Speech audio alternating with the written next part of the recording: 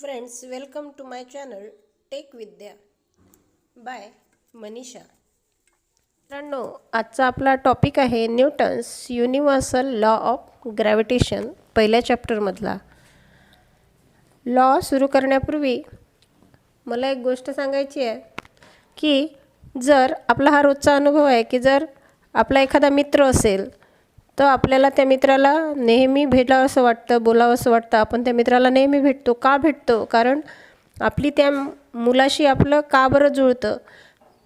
त्या मुलाशी आपलं यासाठी जुळतं की त्याच्यामध्ये जे गुण आहेत, चांगले विचार आहेत त्याचे, ते आपल्याला आवडतात आणि ते आवडतात म्हणून आपण त्याच्याकडे नकळत अट्रॅक्ट होतो आणि मग आपली मैत्री होते, दोस्ती होते. म्हणजेच काय, त्याचे आणि आपले जेवढे जास्त विचार जुळतील तेवढी आपली मैत्री जी आहे ती घट्ट होत जाते.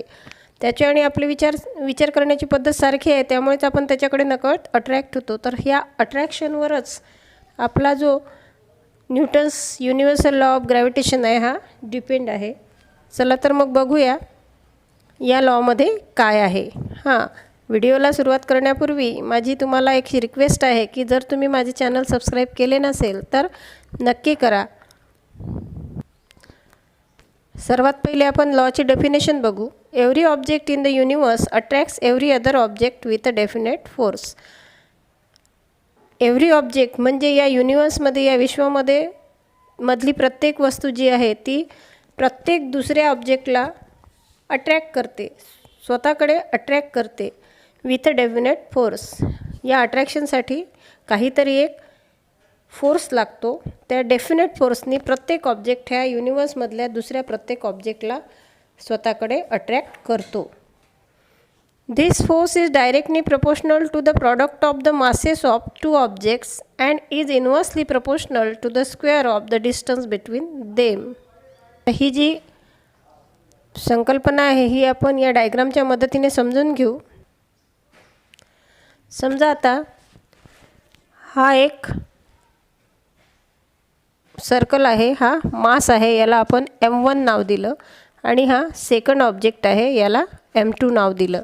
तर हे दोन काय झाले, ऑब्जेक्ट झाले आणि या ऑब्जेक्टचं मास म्हणजेच directly proportional to the product of the masses of two objects. म्हणजेच हा जो फोर्स आहे, म्हणजेच फोर्स हा F, हा इथे Fनी जो फोर्स डिनोट केलेला आहे, हा F जो आहे हा F हा डायरेक्टली प्रपोर्शनल असतो कोणाला, तर हा या ऑब्जेक्टचं मास सपोज M1 घेतलेला आहे आणि या ऑब्जेक्टचं मास सपोज M2 घेतलेला आहे. तर या M1 आणि M2ला हे डायरेक्टली प्रपोर्शनल असतं आणि inversely proportional to the square of the distances between their centres. यांच्या सेंटरचं जे डिस्टन्स आहे इथे जे दाखवलेलं आहे, डीने डिनोट केलेलं आहे, याला तो इन्व्हर्सली प्रपोर्शनल असतो. पुढे आपण याचं डेरिवेशन लिहून बघणार आहोत.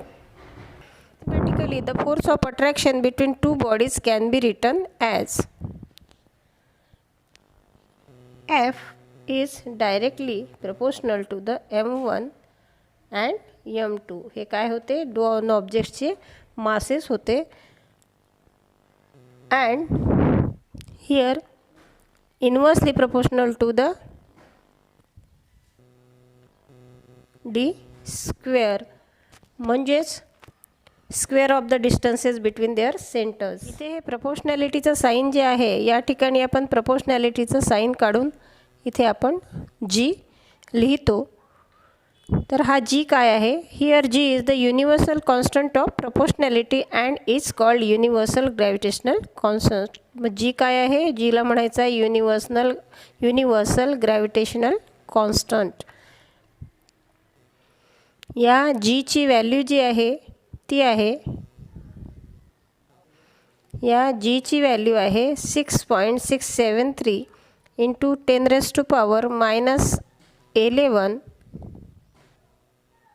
Newton metre square kilogram ⁻⁻².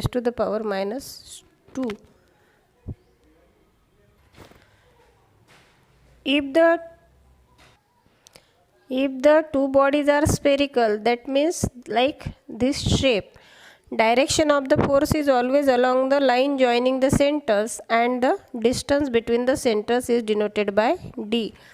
जर या ऑब्जेक्टचा शेप जो आहे तो स्पेरिकल असेल तर त्यांचं जे डिस्टन्स आहे ते यांच्या सेंटरपासून घेतलं जातं, कन्सिडर केलं जातं आणि त्याला डीनी डिनोट करतात.